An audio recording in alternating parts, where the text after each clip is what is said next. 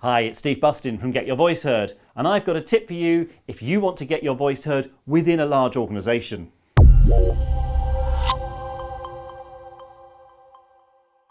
One of the main ways of communicating within certainly large organisations, or really any organisation, is meetings. We all have to go to them. They're, should we say, a necessary evil.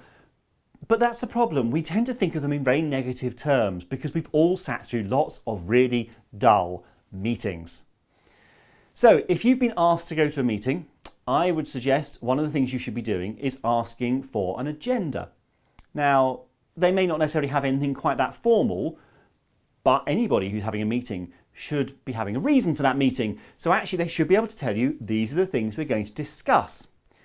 You can also then take a view on whether you need to be at that meeting. And I see far too many organisations who just insist on people being there, whether they need to be or not. And actually that's wasting people's time and energy and, quite frankly, headspace to sit through a dull meeting that's not relevant to them when they could be off doing something far more useful. Why on earth would any organisation make their staff do that? It always amazes me.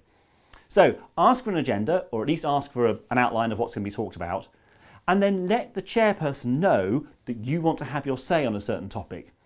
That, of course, depends on there being a chairperson, and let's face it, we've all been to meetings where nobody's in charge. So find out who's going to be running the meeting, and if nobody else is, put yourself forward to do it. It also means you're guaranteed to be able to get your voice heard. One interesting thing to do if you're working with quite a large team and you're having team meetings is to have a rolling chair. So it's not always the most senior person who chairs the meetings. It rotates around every single team member. So right down to the most junior member of the team gets their chance to chair the meeting. It's a great way for them to get their voice heard, for everybody to feel included. So find out what the agenda is, let somebody know if you want to have your say, and also talk to other people who are going to be in that same meeting. What are their views? What are they going to be talking about? What are they going to be raising? I think the other danger with meetings is they tend to be the same every single time. Mix it up. As simple as changing the room, going to a different room, going to a different venue. Could you have a walking meeting? I've seen some organisations have some brilliant walking meetings where people go for a walk around the block, around the outside of the building, around the park.